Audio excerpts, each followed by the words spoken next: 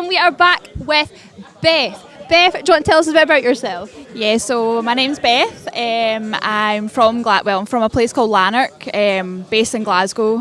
Started DJing 2 years ago, and yeah, it's just kind of hit off from there really. Well, it'll be 3 years if you exclude COVID, but 2 years.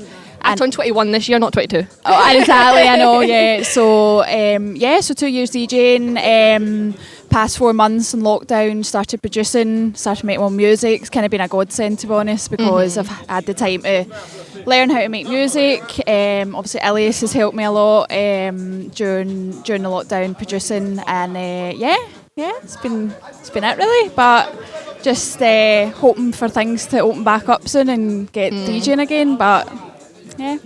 That's what I think so impressive about you is you've really you've only been going at it for a wee while, like you said there, a couple of years or something, but you've really hit the ground running. I mean, you just said there, I started producing like a year ago, but like what, this week, was it last week you had Check It came out, that was under No Illusion Records, you were on Nervous Records, like come on, that is huge, and that's incredible for only producing for a year. I know, that must feel insane. It is, it's really overwhelming, to be honest. Like I just didn't think it would hit off as well as it has.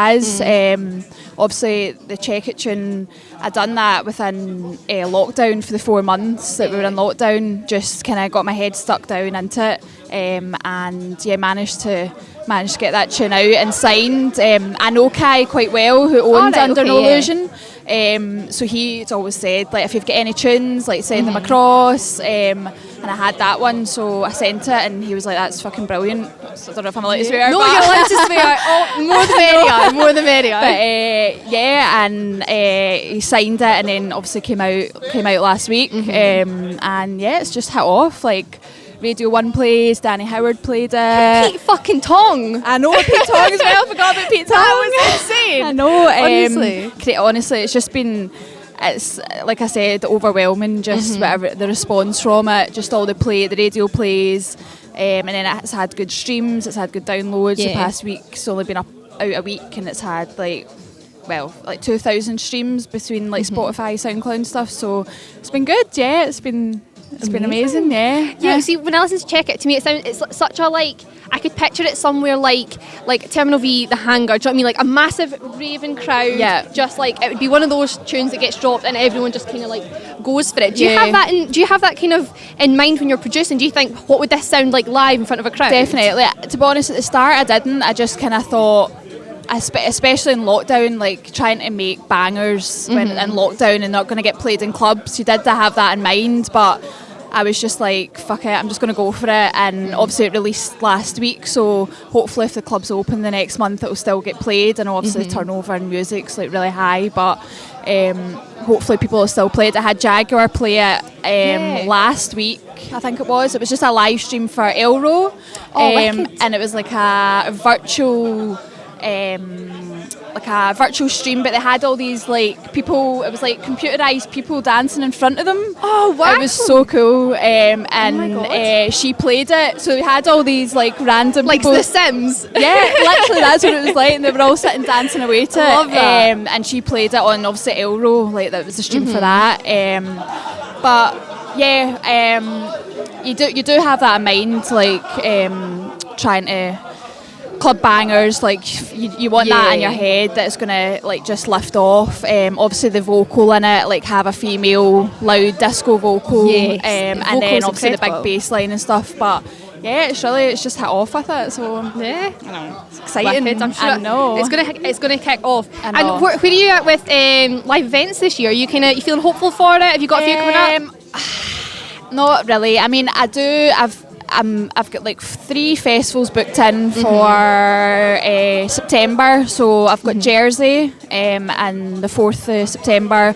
The weekend after, I think it's Fly, or 2 weekends after is Fly, and then the weekend after is Aberdeen. I'm playing at that Cultivate Fest. Okay, so I'm hopeful it's going to go ahead, but I was meant to play at Fly in Dubai in April. Oh my god! And obviously that get cancelled. So I'm like, still in the back of your head, you're like, you don't want to be too hopeful about it, but yeah, it's fingers crossed it goes ahead. But definitely. But then you've got the advantage. Next time, whenever you go out now, you can play your own track. Like, how cool will that be? That would be unreal. Like, I know, because people like they have like more, obviously getting more like feedback, more audience on socials, and that's because of the track as well. Yeah. So once I can play that out, it'll be amazing. I know, that would be like a kick, like a pinch me, kick me moment. Literally, I know, so cool. I know. It honestly is. Like, it's just, it's been amazing. Like, I can't believe it's just totally lifted off. But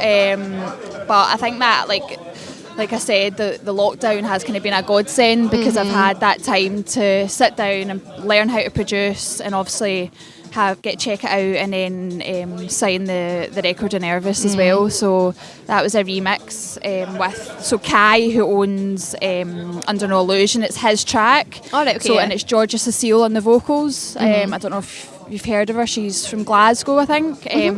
So she, obviously they brought out the song, and they asked if I wanted to remix it, as well as Big Miz as well. Yeah. So it's like an all Scottish lineup. So it's like wicked. Kai, Georgia, cool. me, like Miz. So yeah, it's been amazing. But I'm looking forward to playing that one out as well. That will be good. Fair, How did you find the whole process of learning? Because you've done it in quite a short time, considering. Do you know what I mean? Like, a lot of people take longer. How do you find it, and kind of what tips would you give to anybody looking to get started? I've definitely still got a lot to learn. Like, I'm not gonna deny that. Like, but I've definitely managed to like sit down and learn all the basic stuff, and know how to make a beat and all that kind of stuff. So it is hard. Like, it's hard. Like, it's definitely not an easy. People have been doing it for years. Like, it's definitely going to take me still years to get all the basically learn everything. But tips, I mean, like I said, having that time to actually sit down and focus on it and do it is probably the best time, like, to do it. But it is difficult. It's definitely difficult. But I'll hopefully get there, like, fully. But yeah. I mean, you're off to a fucking cracking start. I know. So don't be too harsh on yourself. I know. I always, I know. But no, it's been good. It's definitely it's been good. I know. And am I right in thinking that in your early career you had some support from Jackmaster? Was he? Yeah. How was he? Was he like a mentor? Or was he kind of just supportive? So I basically taught myself how to DJ. I bought myself. Well, I actually borrowed a mixer off my friend Jay. He gave me it just to loan. And just practice on, and it was on Serato, so it wasn't like, didn't have like the CDJs or anything. It was just a mixer on Serato and just mixed on that.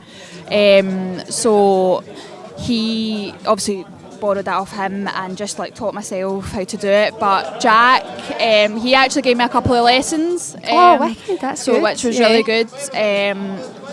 He so basically just went up to his studio, he taught me, and I just kind of progressed myself and just YouTube and all that. So I've never really been to like DJ lessons where I've sat down for weeks and like someone's taught me how to do it. I've just kind of like done it off my own back, and it's probably the best way, to be honest, because you learn how to do stuff yourself. You have your own techniques of DJing as well. Everyone's different, everyone's not the same, so just kind of learning, progressing yourself. But yeah, Jack's I've supported him quite a lot on like his act. So he played in Edinburgh 3 years ago, I think it was. And so I played, who else? There was a couple other people from Glasgow that supported him, and then I played down in Carlisle with him as well. So I've been kind of like everywhere. Like, I'm not being like his groupie, like I'm following you everywhere, but no, he's like, always he asked me to be here. Yeah, exactly. No. But no, it's been good with that, and obviously he helped me how to get there as well, to a certain extent. So, but yeah. Carlisle, I can't see it as much of a scene in Carlisle. Well, I think there's only like one club in Carlisle, and it's actually it's called the Black Box Institute, I think it's called. And again, that was Kai. He put on a night there, and obviously Jack played, and then I supported as well. But it's actually quite a good club. It's quite a good. I know, surprisingly, Carlisle. I know, definitely. Yeah, I know. It was actually quite good. I enjoyed it. So yeah, that's great, isn't it? I know, but it's been good. I know. Yeah. So another thing we were just chatting about off there, obviously, it was Ibiza.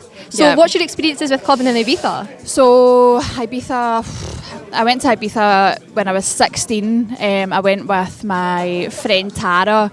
Her mum and dad had a place there, so we never done the full clubbing experience, but we went out to Bora Bora and all the kind of small places that you could go to when you were 16. I know. I think it's legal there when you're 16 for boozing. I think. It's different. I don't know what it is. I know. But still, we didn't go gallivanting. We just went to Bora Bora and kind of experienced a bit of dance music then. But literally, it's quite funny because my favourite dance track that kind of got me into dance music is Julio Bashmore, Osev, and that came out 2014 in Ibiza. So that just kind of got me into the scene, and that was when I was 16, and then I went back when I was 18, I think, and then I was there. I've been maybe there every year since, but it's probably the best place you could go. It's amazing. Just so we'll see you playing there next season or this season if it goes ahead. Fingers crossed, hopefully we'll see, but I know we'll just need to hopeful. Cool. But amazing. Crossed, so you got any more releases coming out this summer? Nothing so far. So I've just got the Nervous track that comes out in July, and then I've not got anything else penciled in. I'm still working on stuff. I've got a catalogue of stuff that I'm still working on and hopefully send to other labels and stuff, but just now that's really it. Just cool. I know, just need to get stuck back into it and just make some more stuff. So keeping busy and keeping out of trouble. Exactly, that's cool. it. I know. Right, well that's our time up, but we're going to do a quick shot before we go off. Right. How do we do this now? Oh my god. Oh my god, it's fucking massive. Oh my god.